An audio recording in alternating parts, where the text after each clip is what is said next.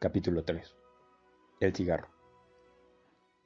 El cigarro adormece el dolor y puebla la soledad de 1000 imágenes graciosas, ha dicho la admirable George Sand. Y la dulce Madame Giraldine ha agregado esta linda frase que aconseja a las señoras una magnánima indulgencia. Si Prometeo hubiese robado el fuego del cielo para encender su cigarro, los dioses le habrían dejado obrar a su antojo. Así pues, señoras mías, no os enfadéis cuando encendemos uno, y tened por seguro que no hay más dulce aroma, más perfumado humo que el que un cigarro despide. Un buen cigarro es un poema en un canto que podría afirmar el Dante. Es un manantial de inspiración, es un consolador del afligido, un fortalecedor del abatido ánimo. Es lo que, en amor, una querida ardiente que ansiamos y tenemos, que debe tomarse de vez en cuando, no por costumbre, pues a más aminorar la costumbre, el infinito goce de la posesión, el hombre recto debe huir toda especie de amancebamiento. Como hemos visto en el primer capítulo de este tratado, el cigarro procede en línea recta desde los salvajes de América, y decimos salvajes por ser el término consagrado, aunque diesen pruebas de avanzada civilización cuando Colón los descubrió. En efecto, no era más que un cigarro lo que los indios fumaban. ¿Por qué hicimos nosotros la denominación de tabaco, la de cigarro? Es cosa que no se ha resuelto todavía de un modo claro. El ilustre Thierry, que lo toma desde la semejanza del cigarro con la cigarra, nos parece tomar el rábano de las hojas, a no ser que lo tome de muy lejos, y convengo en la opinión de Romey, que nos merece una entera aprobación. En los primeros años del siglo XVI, dice este sabio, el tabaco, que los españoles habían acostumbrado a fumar, a imitación de los naturales de Cuba, había sido importado por ellos a Europa. En Sevilla y en toda la Andalucía se habían esparcido el uso de cultivar esta planta en los jardines de las casas, que los españoles llamaban cigarrales. Cada cual tenía sus tabacos en su cigarral y preparaba o hacía preparar los rollos de esta planta para fumarlos a su usanza india. Ahora bien, sucedía que cuando ofrecían uno de estos rollos decían, es de mi cigarral. En breve dijeron, este cigarro es de mi cigarral. Y de aquí el nombre del cigarro usado en el mundo entero. En cuanto a cigarral, viene de cigarra, y es como decir sitio lleno de cigarras, lugar en donde cantan. En este sentido, puede ser que el cigarro venga de cigarra, como dice Little. La única objeción puede hacerse en la etimología de Romey, que es la palabra cigarral que no se emplea aún en Andalucía, provincialismo, de Toledo, pero es un detalle secundario y lo mismo pudo formarse la palabra cigarro en Toledo que en Sevilla. Aunque muy antiguo, como se ve, el cigarro no se puso de moda en Francia y la mayor parte de Europa hasta los primeros años del siglo XIX. Los enciclopedistas, que habrían podido apreciarlo en su justo valor, estaban exclusivamente consagrados al café, que sea dicho de paso, es uno de los correctivos más energéticos y apetecibles del tabaco. El mejor cigarro del universo es el cubano, y entre los fabricantes de escuella, como del planeta entre luceros, nunca bien ponderado Cabañas. Es una verdad que no admite vuelta de hoja, pues tenemos estos cigarros que se pagan en La Habana a 1000 francos el mil, mientras que los otros llegarían a duras penas al precio de 750 francos. Fácilmente podríamos insertar aquí una lista de las marcas principales, pero estas marcas son tan arbitrarias, se modifican con tanta frecuencia, que no ofrecería ventaja alguna al fumador. Más valen algunos consejos sobre el modo de conocer el habano y no tomar gato por liebre. Lo primero que se debe tener en cuenta es el aroma. Este es tan penetrante y tenaz que tarda en perderse aún estando horas enteras al aire libre. Y hemos recibido cajas que habían sido mojadas por el agua de mar y conservan gran parte de su perfume, a pesar del percance. Si este aroma es sui generis e indefinible, los efectos son determinados. Si al aspirar con fuerza el olor de un cigarro, bien arrimado a las ventanillas de la nariz, se os dilatan con fruncción y sentís una sensación de ligereza en el cerebro, como si os levantase la tapa del cráneo, es un habano. cuando el aroma tiene un cierto gusto de hoja de rosa evaporada y os hace estornudar, en vez de habano es un cigarro alemán. La forma es el segundo punto que debe tenerse en cuenta. El cigarro alemán, y solo hablamos de este por ser el único descaradamente que compite con el cigarro cubano, como luego veremos. Es muy bonito a la vista, muy terso, mejor fabricado sin duda, y el color rubio en general, a veces moreno, pero no del hermoso moreno oscuro, diríamos varonil, sino que pareciese una atrevida frase que tiene el habano. En cuanto al gusto, ¿cómo confundirlo? Por más que en el fumar, como en todo, cabe crecida dosis de ilusión, y que solo porque nos ofrezcan un cigarro diciendo es de La Habana, podemos hallarlo delicioso.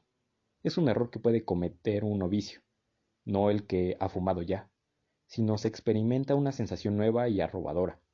Si no se disfruta más de lo que disfrutamos con un cigarro ordinario de fabricación europea, no es un habano, podéis jurarlo.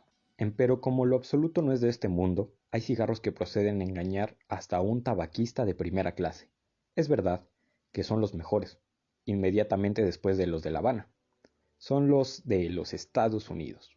La fabricación ha alcanzado en este país una perfección tal que es casi imposible distinguir la copia del original.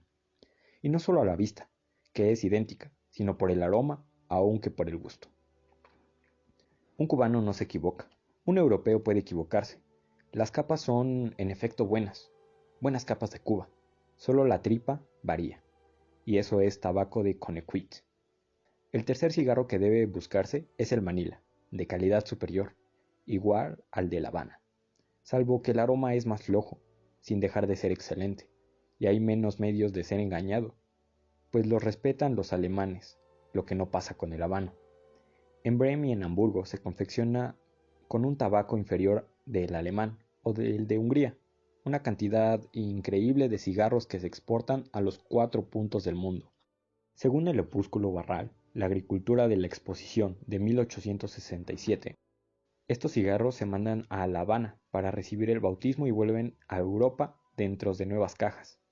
Todo es comercio. Se nos podrá decir, pero por más que sea comercio, es una cosa indigna de esta explotación de los inocentes. Pueda ponerlos en guardia nuestra advertencia. Entre los cigarros europeos, uno solo aconsejamos a los fumadores. Es fácil procurárselo, es barato y excelente.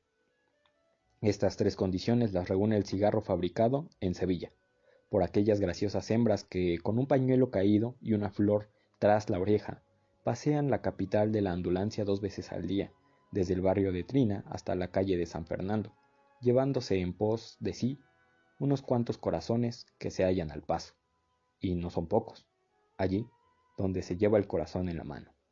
El Virginia, el cigarro fino, entrelargado y cruzado por una paja, que se fuma en toda Italia, tiene poco aroma, es acre y solo conviene a los fumadores delicados, en los días de invierno, cuando de cacería o de viaje, están largo tiempo expuestos al frío o a la humedad. El consumo de cigarros en la isla de Cuba, según la última estadística que tenemos a la vista, es de 1.460 millones, sean 10 cigarros al día por persona. En 1849, y por efecto de la gran cosecha de 1846, Cuba exportó 1.982.267.800 cigarros. Pero es una excepción a la regla que varía entre los 200 y 250 millones anuales. En Francia se fumaron 742 millones. En 1874, sean 20 cigarros por persona en un año. Escogemos de exprofeso esta cantidad, pues es la que debe servir de norma a un tabaquista aproximadamente, a no ser que solo se use el cigarro para aquellos que fuman como base el cigarro de papel o la pipa.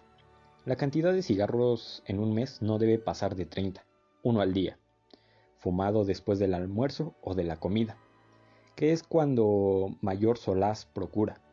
Esta cantidad es la de Francia, pues conviene observar que no fuman todos los habitantes de este país. Es un cálculo por aproximación que creemos es muy cercano a la verdad. Cuando no se fuma nada a pasto, sino alternativamente, está esta otra forma. El número de cigarros puede ser de 2 al día. En el capítulo que expongamos lo que debe fumarse para conservar fresca siempre la sensación y no caer en un abuso deplorable, seremos más explícitos en la determinación de estas cantidades. Dejando al lado los cigarros de La Habana, para escoger un buen cigarro, deben observarse los principios siguientes: que sea de un color homogéneo, más claro cuanto más flojo se desee, resistente a la presión del índice y del pulgar en el centro, tierno en la punta destinada a arder, de manera que al apretarlo ligeramente, las diversas hojas de la tripa se separen, formando las de en medio una especie de corazón. En fin, la punta final debe producir un pequeño chasquido al ser apretada, pero que sin por esto se rompa. Grave cuestión es la de saber si el cigarro debe estar seco o fresco.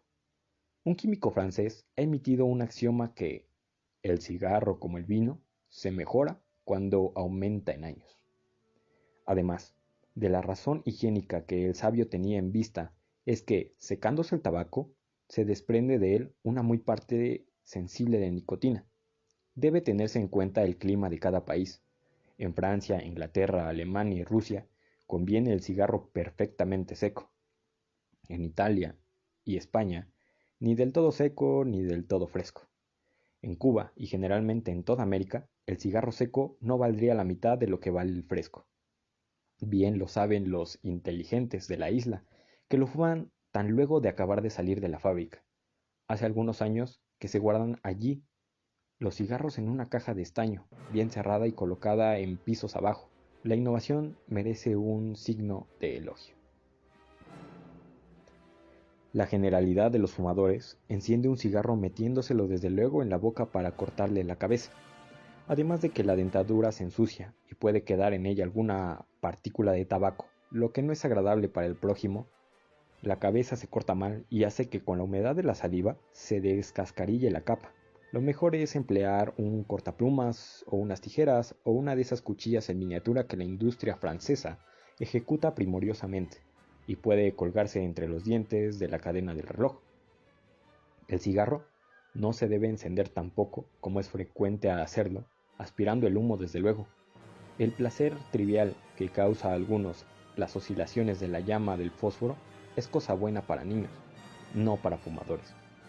Encendida la cerilla, debe aplicarse al cigarro y dejarlo prender hasta que el fósforo se consuma. Entonces se puede aspirar, con delicadeza, apretando ligeramente los labios. Si el cigarro es duro, tirarlo sin miramiento, pues no fumaréis o os cansaréis, las mandíbulas y el pecho. El mismo consejo damos cuando por acaso se rompe un cigarro. No recurráis al envoltorio de papel de fumar. Si el que nos lee es tan pobre que no pueda tirar el cigarro, píquelo y picado envuélvalo en papel. Así a lo menos fumará a gusto sin la fatiga. El cigarro no es conveniente para andar, a no ser el citado de Virginia, pues el movimiento de la marcha le expone a perder la ceniza y es suprimirle la mayor parte de su perfume. Cuanto mayor tiempo se conserva la ceniza, más aumenta el aroma, y la razón es sencilla en extremo. La ceniza forma una capa que se opone a la evaporización y al mismo tiempo a la penetración del aire exterior, cuya humedad daña al aroma y apaga el cigarro. Esta regla es tan invariable que aconsejamos emplear, sobre todo al fumador en marcha, una alambreta finísima de la forma del cigarro, en la que ésta se introduce y se conserva intacta la ceniza hasta el fin. El profesor Johnston de los Estados Unidos aconseja no fumar el cigarro hasta más allá del último tercio. Y tiene razón, pues es perjudicial. Los fumadores es lo que fuman con más gusto y tienen razón también. Para que ni el gusto ni la higiene puedan descontentarlos, tiremos el cigarro tan luego sintamos el calor del fuego en los labios. Es un buen término medio.